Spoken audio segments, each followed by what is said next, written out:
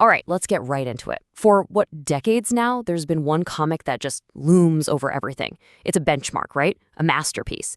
But you could also say it's kind of a creative prison. You know the one I'm talking about, Watchmen. So what happens when a comic finally decides to talk back? Well, that's exactly what we're going to break down today. I mean, if you've been around comics, you know this question. It's the one that defines Alan Moore and Dave Gibbons' legendary work. It's all about power, accountability, the whole nature of what a hero even is.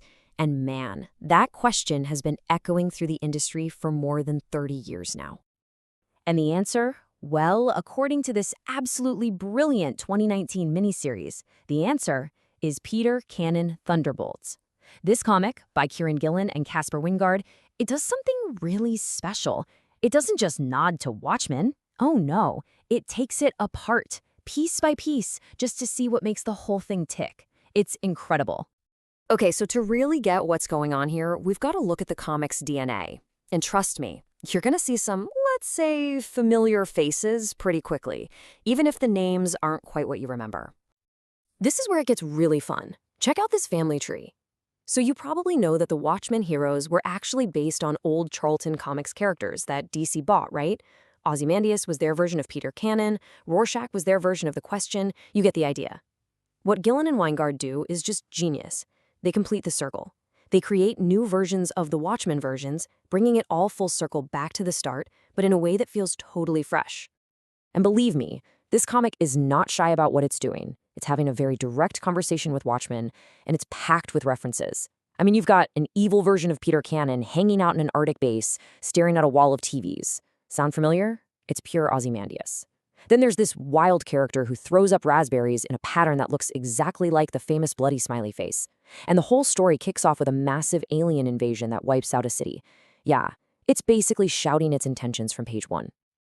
Okay, but this is where things get really interesting, because this isn't just a parody, it's not a sequel, it's not just a clever homage. It's a story about, well, stories themselves.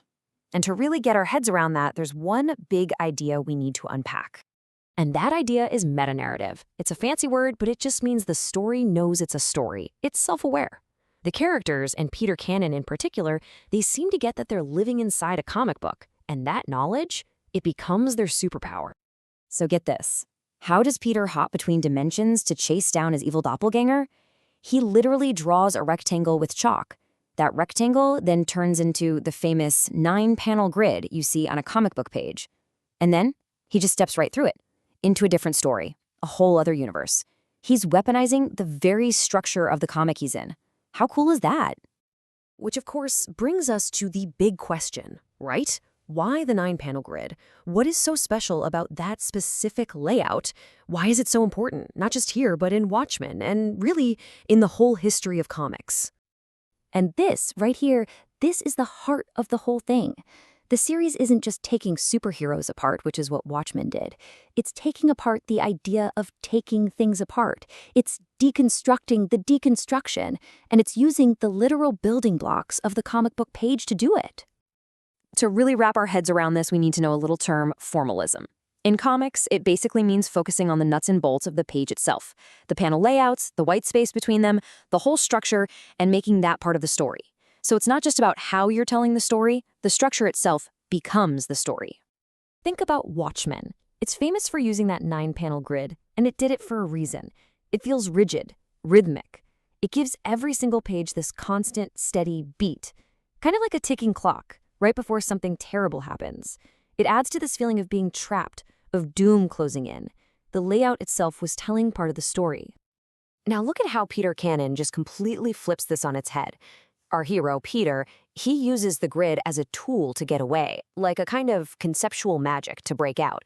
But the villain, an evil version of Peter called Thunderbolt, he's mastered the grid as a weapon. We're talking literally using the panel borders to block punches and hiding in the gutters, that white space, to ambush people. He's got total control over the form. So at this point, the villain, Thunderbolt, seems like he's unstoppable.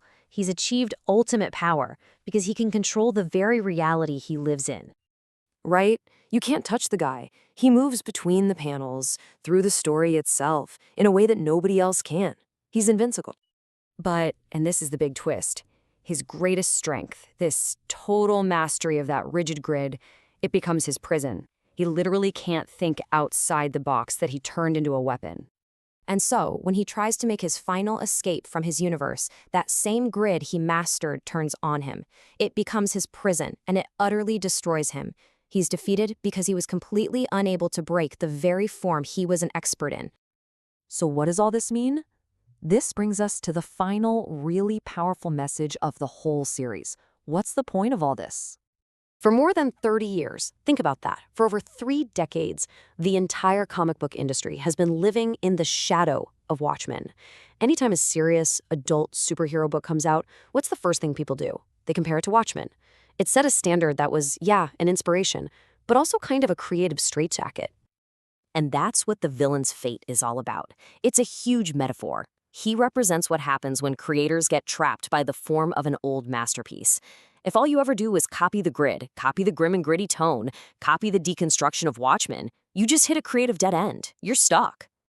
The entire point of the comic, its whole thesis, can be summed up in 3 simple words that Peter Cannon says at the end. It's not saying Watchmen is bad, not at all. It's a masterpiece. It's a critique of the effect it had on everything that came after. So here's the final argument. Real creativity isn't about perfectly copying the past. It's about understanding it, for sure, learning from it, and then finding the guts to break the rules and build something new. It's about being so inspired by a masterpiece that you want to get out from under its shadow and create your own. And that kind of leaves us with one last thing to think about, doesn't it? It doesn't matter if we're talking about comics or music or movies. Every art form has its own Watchmen, right? That one piece of work so huge it changes the entire landscape. So the real question is, can art ever truly escape the shadow of its giants? Or is this conversation between the past and the present something that's meant to go on forever?